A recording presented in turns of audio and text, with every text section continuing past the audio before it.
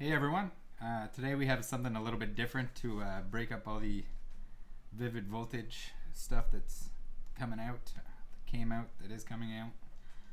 This is a little bit of a collection purchase that just came in, and as I'm saying that we're going to get away from vivid voltage. We'll see at the end here that there is a little bit of that in there, and I guess the big hitter of this collection purchase. So on the front here, an Alolan Raichu pre-release promo. I didn't have one, so it's nice to get it. Nothing special about him, but as you'll see on the next card here, our Heatran has the staff stamp on it, which makes him a whole lot more hard to find and valuable. So we got a couple of these. The duplicates will almost certainly be going to my friend Saber. For her collection, but yeah, I almost gave up on collecting these just recently with prices going up, and it doesn't bother me as much to not have them in the collection, just because the difference is it's basically the stamp that just makes it a whole lot more valuable. So we got a couple of Heatrans here. We have a Lucario from Ultra Prism, our Gumshoe, a couple Gumshoes. I know these have jumped up in popularity. I don't know how the market on these is going to be affected from the pre-releases that are not exactly happening right now. So usually these are given out to tournament organizers that do pre-releases, and they'll send the staff for those events these special staff stamped cards. Where pre-releases aren't happening, I'm not sure how much that affects it. Also, where these are, I guess the regular promos used to be only in pre-release kits. Now they've kind of rebranded those to be build-in battle kits. So usually you can find them even at Walmart and stuff later on. So I don't think any of those would have staff stamps, just the actual ones that are being used for pre-releases, the kits that are sent out. But yeah, what was a little bit discouraging now is a whole lot more feasible with the just the crazy amount that I have come across here. Puts a huge dent in what was a very daunting task. Got a really good deal on them. So thank you to the seller.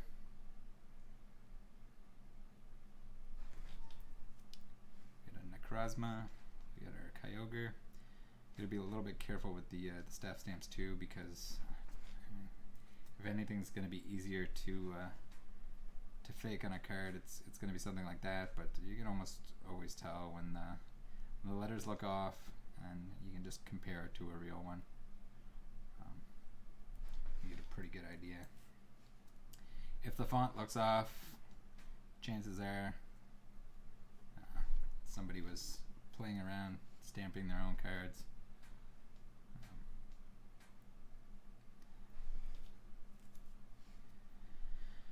Into the Burning Shadows here. I think I had them in order mostly. I did take them out before the video just to make sure they were alright, that they didn't get damaged in the mail or anything.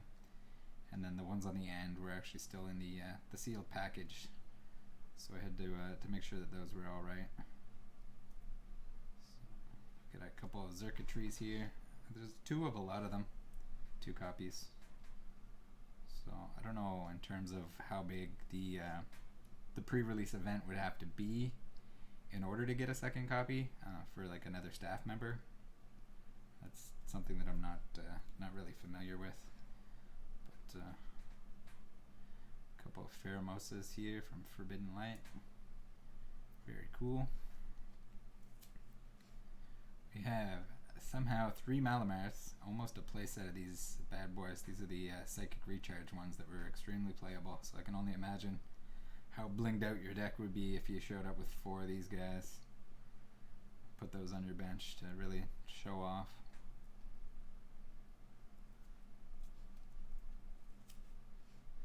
We have our Raiku from Lost Thunder. I really like the Lost Thunder pre-release promos. Really nice. The artwork and just the legendary dogs. We're calling them dogs, even though that's about to trigger somebody. Are really nice, and the artworks on these are insane.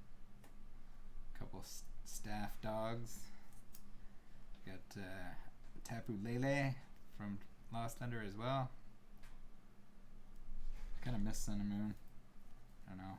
A lot of people aren't really a fan of the set, but I don't know. I just have an appreciation for it. I think the characters were really well done. There's quite a few Pokemon that I really like. This guy here is a little bit off center, but we can't really complain. They're all in pretty great shape. We got a Melmetal from Unbroken Bonds. A Persian from Unbroken Bonds. So here we got a little bit of a weird thing going on with the staff stamp, but nothing really to be worried about there. Looks alright.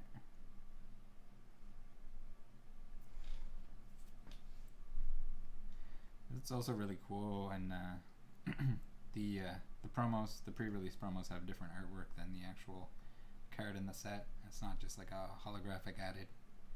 They actually took the time and effort to get another artwork for the Pokemon. It's always nice to see. Now we get to the meat of the purchase. We got our boy Donphan.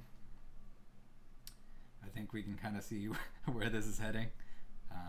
These were the sealed pack, so I didn't want to pull Donphans, and I actually only pulled one from my pre-release kits, or my build and battle kits, out of 14. But very happy to have the staff version.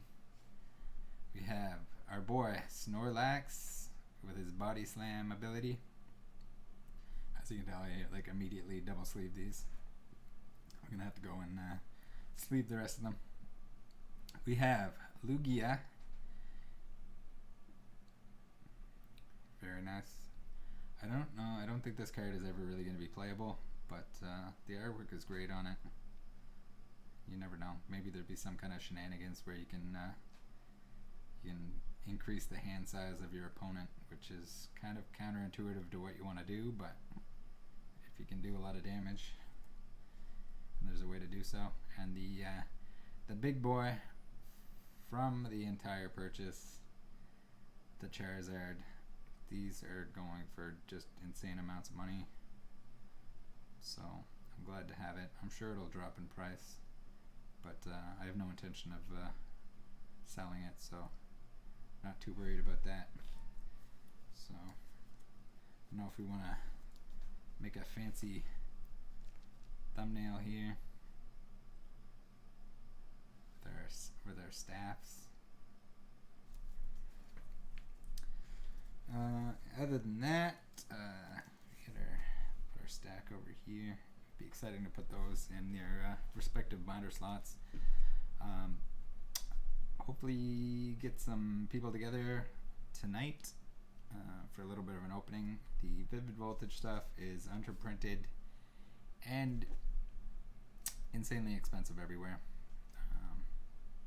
Marked up as much as possible, but I did splurge and buy one booster box anyway.